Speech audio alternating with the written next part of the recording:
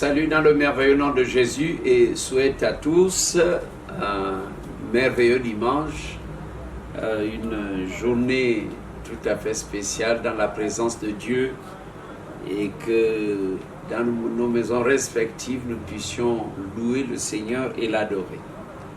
Que la paix, la grâce de Dieu vous soit abondamment multipliée. Nous allons prier.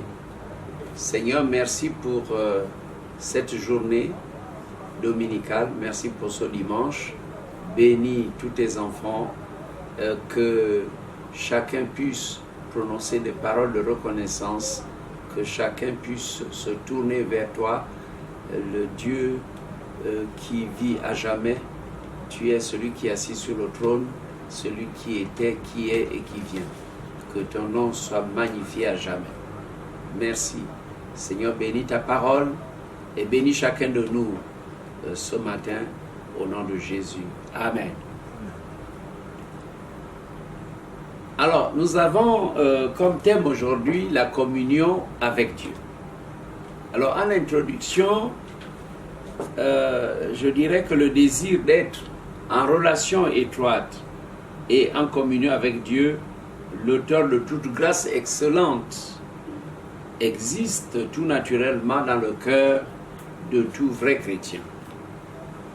C'est en restant en communion avec le Seigneur, notre Dieu, que nous éviterons les naufrages qui menacent notre foi. Nous expérimenterons aussi des relations authentiques et plus saines avec les autres chrétiens, avec les ministères placés dans l'Église et aussi entre époux, entre parents et enfants. S'il arrive malheureusement que les chrétiens perdent leur communion avec Dieu, qu'ils fassent tout pour la retrouver. Elle est indispensable à une marche conséquente avec Dieu, c'est-à-dire une vie vécue dans le respect du Seigneur et la soumission à sa parole, une vie de pureté, une vie qui bannit toute superficialité, une vie désireuse d'accomplir la volonté de Dieu, persuadée que celle-ci est bonne, agréable et parfaite. Alors nous allons développer un seul point aujourd'hui, c'est la communion promise. Et comme texte de base, je lirai dans la première épître de Jean, 1 Jean chapitre 4, versets 15 à 21. Et je lis dans la version Parole vivante. Si quelqu'un reconnaît publiquement que Jésus est le Fils de Dieu, Dieu vit en lui et il demeure en communion avec Dieu. Pour nous, nous avons appris à connaître l'amour que Dieu nous porte et nous avons eu confiance en lui. Dieu est amour.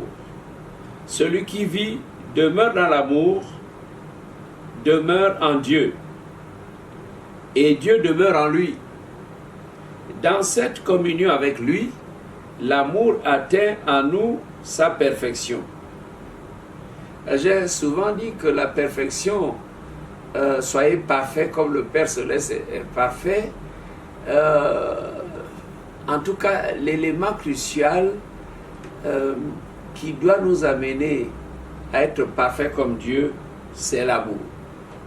C'est l'amour selon 1 Corinthiens 13, parce que quand même tous les dons disparaîtront, quand tout disparaîtra, l'amour demeure et il faut qu'on se retrouve au ciel avec l'amour. Dans cette communion avec Dieu, l'amour atteint en nous sa perfection, de sorte que nous pouvons envisager avec une confiance, assurance, la venue du jour du jugement. Parce que nous ne craindrons pas le jugement, parce que le Seigneur nous mettra à sa droite et ceux qui seront à sa gauche seront jetés en enfer. En effet, nous vivons dans ce monde comme il a vécu lui-même. Dans un véritable amour, il n'y a pas de place pour la crainte, car l'amour parfait chasse toute trace de peur. En effet, la crainte suppose l'idée d'une culpabilité et la perspective d'un châtiment. Celui qui vit dans la peur du jugement, montre par là que l'amour n'a pas encore atteint en lui son parfait développement. Quant à nous, nous aimons parce que Dieu nous a aimés le premier. Si quelqu'un prétend aimer Dieu tout en détestant son frère, c'est un menteur. S'il ne peut pas aimer son frère qui est là sous ses yeux, il ne saurait aimer Dieu qui n'a jamais vu. D'ailleurs, le Christ lui-même nous a donné ce commandement que celui qui aime Dieu aime aussi son frère.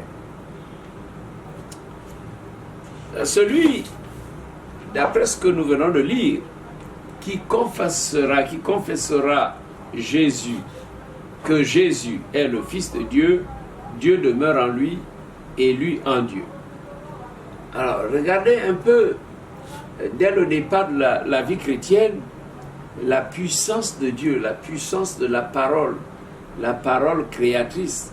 Voilà, la parole de Dieu qui est créatrice parle de la communion promise. La parole de Dieu promet une communion avec Dieu dès lors que quelqu'un confesse que Jésus-Christ est le Fils de Dieu. Donc quand on est en Christ, c'est vrai, Paul dira, on devient une nouvelle créature, les choses anciennes sont passées et que toutes choses sont devenues nouvelles. Donc être en Christ, c'est une grande bénédiction, c'est quelque chose d'extraordinaire. Le don de son Fils manifeste pleinement l'amour parfait de Dieu et nous donne accès à la communion avec le Père.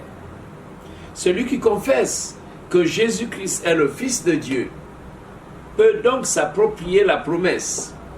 Et c'est ainsi que le Saint-Esprit pourra répandre la vie de Dieu en lui. Il pourra aimer Dieu qui habite à présent en lui, comme il est lui-même en Dieu. Il appartiendra désormais à un autre monde et possédera le pouvoir d'accomplir l'œuvre que le Seigneur lui confie. Cette communion est promise exclusivement à tous ceux qui gardent les commandements. Alors, il y a un passage que j'aimerais lire dans 1 Jean, chapitre 3. Je quitte le chapitre 4, je recule, je viens au chapitre 3. Je lis le verset 24. Celui qui obéit à ses commandements a fait de Dieu sa demeure, et Dieu habite en lui. Et comment reconnaissons-nous qu'il demeure en nous? À la présence dans nos cœurs de l'Esprit qu'il nous a donné. Vous voyez, il n'y a pas de calcul à faire. Il n'y a pas d'entraînement à faire. Il n'y a pas à attendre une certaine ancienneté. Celui qui obéit au commandement de Dieu, celui qui obéit à ses commandements, a fait de Dieu sa demeure. Dieu demeure en lui. Et lui, il demeure en Dieu. Et comment reconnaissons-nous qu'il demeure en nous? À la présence dans nos cœurs de l'Esprit qu'il nous a donné. Vous voyez, quand parfois je passe par des moments de sécheresse, je suis souvent inquiété. Mais quand je prie, il y a une abondante onction qui coule. Et souvent quand je prie là, je me déverse dans beaucoup de parler en langue. Et là, en fait, on se réjouit vraiment, dès qu'on se met dans la prière, il y a une abondante onction. Et cette onction prouve que le Seigneur est présent. C'est bien de reconnaître, de sentir la présence de Dieu. En fait, à la question posée, comment reconnaissons-nous qu'il demeure à nous? Eh bien, la réponse est la suivante. On reconnaît qu'il demeure à nous par sa présence dans nos cœurs, par la présence dans nos cœurs de l'Esprit qu'il nous a donné. Donc quand le Saint-Esprit est là, le Saint-Esprit met la joie dans nos cœurs, met la ferveur, nous pousse à prier, et il y a l'onction qui coule. Nous savons que le Seigneur est présent. Tous ceux qui portent dans leur cœur cette espérance fondée en Christ veillent à la pureté intérieure pour être purs comme lui. Il est pur. Je vais maintenant quitter la première épître de Jean pour lire maintenant dans l'évangile selon Jean. C'est toujours le même auteur, mais nous venons dans l'évangile selon Jean au chapitre 15, verset 10. Chapitre 15, verset 10.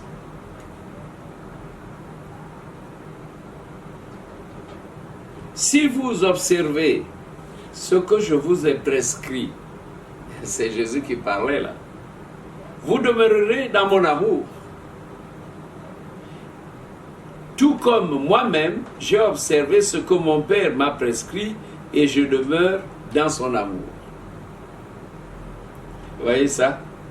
Si vous observez ce que je vous ai prescrit, vous demeurerez dans mon amour, tout comme moi-même, j'ai observé ce que mon Père m'a prescrit et je demeure dans son amour. Jean toujours, maintenant verset 14, je reviens un peu en arrière, au chapitre 14, Jean chapitre 14, verset 15 à 23. De votre côté, si réellement vous m'aimez, vous vous appliquerez à suivre mes instructions. Et moi, je demanderai au Père de vous donner quelqu'un d'autre pour vous conseiller et vous défendre, afin qu'il reste pour toujours avec vous. C'est l'Esprit de vérité, celui que les hommes, loin de Dieu, sont incapables d'accueillir parce qu'ils sont aveugles pour ceux qui le concernent et qu'ils n'en ont aucune notion.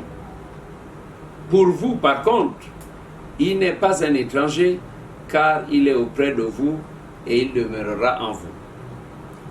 Alors, dans la version seconde, c'est l'Esprit de vérité que le monde ne peut recevoir parce qu'il ne le connaît point, parce qu'il ne le voit point.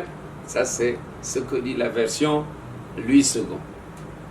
Mais donc, l'Esprit de vérité, et dans cette version, c'est l'Esprit de vérité que les hommes, loin de Dieu, sont incapables d'accueillir parce qu'ils sont aveugles, parce qu'ils ne le connaissent point.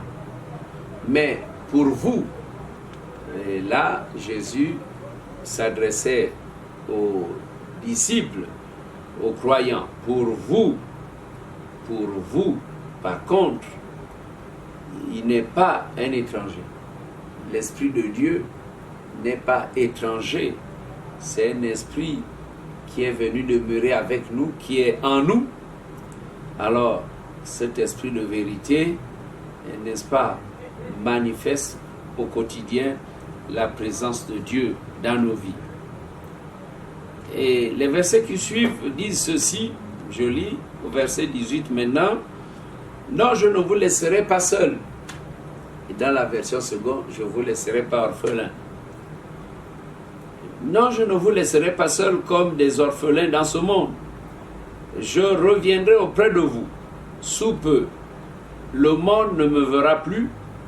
Vous, par contre, vous me verrez. Parce que je suis vivant et que vous aussi, vous vivrez de la même vie que moi. Quand ce jour viendra, vous connaîtrez clairement que je suis inséparable de mon Père, vivant dans une communion intime avec lui. Vous saurez aussi que vous êtes en communion avec moi, que vous vivez en moi et que moi je vis en vous. Celui qui m'aime vraiment, c'est celui qui retient mes instructions et s'applique à les observer. Mon Père aime celui qui m'aime.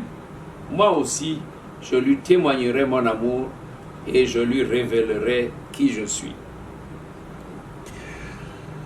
Alors, le Seigneur nous introduit dans son intimité, il nous introduit dans la relation avec la Trinité. Alors, nous sommes en lui comme lui, il est dans le Père, comme le Père est en lui. Vous voyez, ça ressemble à une sorte de mélange, c'est-à-dire une fusion spirituelle entre nous, le Seigneur Jésus, notre Sauveur, entre nous, notre Sauveur, et notre Père Céleste et le Saint-Esprit. Alors, si on va loin dans cette profondeur, donc dans cette communion promise, nos yeux s'ouvrent, l'espérance s'ouvre comme un nouvel horizon, nous pourrons aller loin, loin, loin dans les actions. Et notre foi va augmenter et nous amènera à déplacer les grandes montagnes qui se dressent devant nous.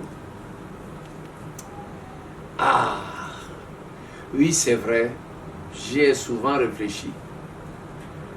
Comme Jésus disait, en donnant l'exemple des sarmats attachés au cep, si je demeure en vous, si mes paroles demeurent en vous, si nous demeurons dans la parole de Dieu, et la parole de Dieu c'est le Logos, mais nous savons que la parole a été faite chair. Mais cette parole, maintenant, elle est écrite. Et comme il avait été dit à Josué, successeur de Moïse, ne médite la jour et nuit, ne t'en détourne ni pour aller à droite ni à gauche. Demeure dans ma parole, médite la jour et nuit, ne t'en détourne pas. Josué est devenu puissant. Puissant pour arrêter le soleil et la lune, puissant en tout. Là où il devait mettre la plante de son pied, ce lieu lui revenait automatiquement. Un conquérant, un vainqueur. Le vainqueur qui, malgré la taille des fils d'Anak, malgré la taille des ennemis, Josué n'avait pas peur parce qu'il avait foi en l'Éternel des armées. Et il a formé une génération de jeunes, des jeunes conquérants. Et c'est comme ça qu'ils ont, n'est-ce pas, conquis le pays promis. Ils se sont emparés du pays de Canaan. Cette communion avec Dieu, dans l'observation de sa parole, le respect des Saintes Écritures, si effectivement nous demeurons dans la parole de Dieu, alors quand je parle de la parole, je dis toujours la parole créatrice. La parole créatrice. Si cette parole est stockée dans un homme, cet homme devient un homme enveloppé, investi dans la parole créatrice, alors on devient un petit créateur. On devient un petit créateur. C'est-à-dire, à un moment donné, quand tu te fâches, les choses vont changer. En fait, quand nous donnons maintenant des décrets, prononçons des oracles. Alors, c'était comme un oracle quand Josué dit soleil, allez stop, arrête-toi là, je ne veux pas que tu te couches aujourd'hui, ton cycle s'arrête là, jusqu'à nouvel ordre. Et toi, lune, fais de même. Waouh! Un homme de la terre qui arrête les astres, qui modifie la création. Nous pouvons aller loin dans la communion avec Dieu. Vraiment que nous prenions d'autres allures. Je continue en disant, frères et sœurs bien-aimés, vous qui suivez, écoutez cette prédication, Dieu ne peut habiter un cœur où ne règne pas l'amour de sa parole. Il faut que le cœur puisse être ouvert à la parole de Dieu. Le cœur doit s'habituer, doit aimer la parole de Dieu. Et bien évidemment, la mettre en pratique. Dieu veut se sentir à l'aise dans la maison qu'il occupe. Alors, si le Seigneur est dans notre maison, si notre corps est devenu le temple du Saint-Esprit, donc Dieu est présent. Dieu veut être à l'aise dans la maison qu'il occupe. Il aime aussi que règne la liberté et non la contrainte. Le Seigneur ne veut pas beaucoup de chrétiens qui sont là, qui regrettent après, qui se plaignent. Ben c'est trop ces programmes, c'est trop la prière. Saint-Esprit, laisse-moi un peu.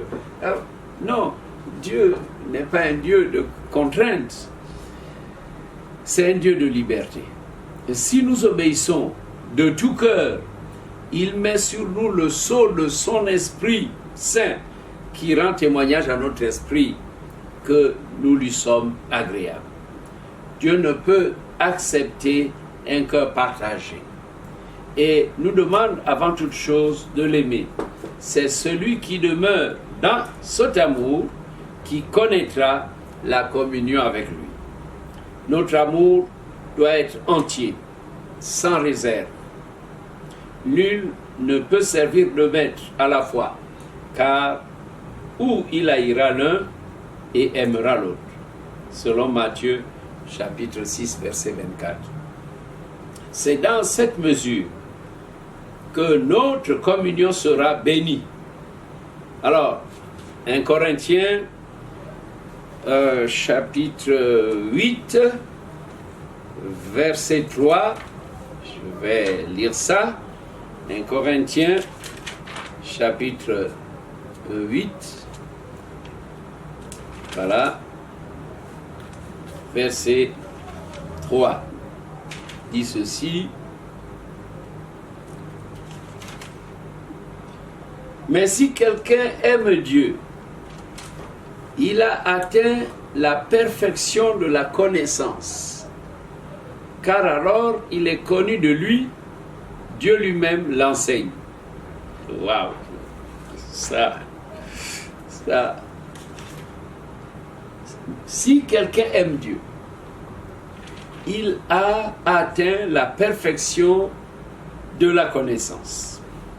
Alors tout de suite, quand je lis ce verset, mon esprit m'amène dans Ésaïe chapitre 11. Dans Ésaïe chapitre 11, alors nous avons la révélation, une formidable révélation. J'aimerais lire avec vous ce passage. Alors, Ésaïe, chapitre 11, il y a une très grande richesse que j'aimerais qu'on découvre ensemble. D'abord, le prophète Ésaïe parle du rameau qui sortira du tronc d'Isaïe, et il dit qu'un rejeton naîtra de ses racines, et il parle de l'esprit. Il dit que l'esprit de l'Éternel reposera sur lui. Esprit de sagesse et d'intelligence, esprit de conseil et de force, esprit de connaissance et de crainte de l'Éternel. Quand on lit Apocalypse chapitre 4, alors on tombe sur une révélation extraordinaire. si on va aussi dans Apocalypse chapitre 5, on voit des choses. Mais ce qui est bouleversant, c'est de savoir, selon la parole de Dieu, que Dieu a 7 esprits. Et le chiffre 7 décrit la perfection divine. La perfection divine. La plénitude de Dieu. Donc il y a 7 esprits, 7 lampes ardentes qui éclairent. Donc Dieu lui-même éclaire le ciel. Donc chaque esprit a une lampe qui éclaire. Et il a aussi 7 yeux. Tout est 7, 7, 7, 7. Et cela décrit la perfection et la plénitude de Dieu. Alors, là, puisqu'on a lu le mot conseil, la perfection de la connaissance, j'allais dire. La perfection à cause de l'amour, et on arrive à la perfection de la connaissance. Alors, je me dis, mais tiens, en étant en communion avec le Fils, en communion avec le Père, alors on va être branché à l'un des 7 esprits de Dieu. 7 esprits de Dieu. Donc au verset 2, Ésaïe 11, verset 2, il y a 7 esprits. On peut bien les compter. L'esprit de l'Éternel, esprit de sagesse, esprit d'intelligence, esprit de conseil, on est déjà à 4, esprit de force, esprit de connaissance et esprit de crainte de l'Éternel, 7 esprits. Alors, donc, Apocalypse nous dit que Dieu a 7 esprits et Ésaïe lui révèle. Un peu comme quand Apocalypse parle, n'est-ce pas, de 4 êtres, les 4 êtres vivants, Ésaïe les décrit comme étant des séraphins aux 6 ailes. Alors, vous voyez là, ce qu'on ne trouve pas dans le Nouveau Testament est révélé dans l'Ancien, et ce qu'on ne trouve pas dans l'Ancien est révélé dans le Nouveau. Ah, c'est un Dieu si grand, être en communion. C'est pour ça la fois passée, je disais, être en communion avec ce Dieu-là. Il ne s'agit pas de quelqu'un qui prie comme priaient les prophètes de Baal, n'est-ce pas, à un Dieu imaginaire. Et si quelqu'un invoque un Dieu qu'il a taillé lui-même sur la pierre, ou bien sculpté, ou bien fabriqué comme le veau d'or, alors c'est des êtres malheureux. Oh Dieu merci, notre Dieu, le véritable Dieu, le grand Dieu d'Israël, le Père du Seigneur Jésus-Christ, celui qui était, qui est et qui vient, celui que l'apôtre Jean a vu assis sur le trône. Ce Dieu est infiniment grand. Donc nous les chrétiens, oh, soyons heureux mes frères et sœurs. Nous avons le Dieu vivant et vrai. Nous avons le Dieu tout-puissant, le Dieu qui peut nous aider, le Dieu que nous devons invoquer, le Dieu qui va changer les circonstances. Oh oui. Alors, si en nous approchant de lui avec assurance, nous nous approchons de son trône avec assurance, avec foi, alors nous disons, oui, mon Dieu, mon Père. Alors, par rapport à notre besoin, l'un des esprits, l'un des 7 esprits de Dieu agira par rapport au besoin qui est le nôtre. Et là, puisqu'il y a un besoin de perfection dans le domaine de la connaissance, c'est l'esprit de connaissance. Nous sommes au 6e esprit là, esprit de connaissance. Je répète qu'il y a l'esprit de l'Éternel, et c'est pour ça dans Ésaïe 61, le Messie pourra dire l'esprit du Seigneur est sur moi. Donc il y a l'esprit du Seigneur, l'esprit de l'Éternel 1, l'esprit de sagesse 2, l'esprit d'intelligence 3, l'esprit de conseil 4, l'esprit de force 5, l'esprit de connaissance 6 et l'esprit de crainte de l'Éternel. 7 esprits de Dieu. Alors ce que nous disons maintenant, puisque la version que nous avons lue dit, mais si quelqu'un aime Dieu, il a atteint la perfection de la connaissance. Alors, parce que l'esprit de connaissance de Dieu agira à travers Jésus-Christ et à travers le Saint-Esprit, notre consolateur, notre défenseur, celui qui nous aide, et nous pouvons aller loin. Alors je reviens à ce que je disais. Les chrétiens, les croyants, ceux qui sont en Christ, ceux qui sont en Dieu, ont un Dieu immense, un grand Dieu que nous devons vraiment adorer. Il n'est pas à comparer au petit bois que quelqu'un a taillé. Il n'est pas à comparer, n'est-ce pas, à un Dieu imaginaire. Et c'est pour ça que ces gens-là sont toujours confondus, confus, ils n'ont rien. Et le prophète Élie, qui croyait au Dieu Tout-Puissant, quand il a invoqué le Dieu Tout-Puissant, le feu était descendu du ciel. Dieu va nous aider. Dieu va nous aider. Parce que nous sommes du bon côté. Vraiment que Dieu nous bénisse tous. Amen. Merci Seigneur pour ta bonne parole, la communion promise. Ah, elle est promise à ceux qui obéissent, à ceux qui observent tes commandements, à ceux qui marchent dans l'amour, à ceux qui développent l'amour. Donne-nous d'aimer et, n'est-ce pas, de grandir dans l'amour. Ah, l'amour qui bannit la crainte, l'amour qui va nous amener à un état de perfection. Nous voulons perfectionner cet amour pour être parfait. Oui, Dieu est parfait dans son amour. Là, nous voulons être parfaits comme le Père Céleste est parfait. Merci de nous faire vraiment comprendre que l'amour est important dans la marche au quotidien, dans la vie chrétienne.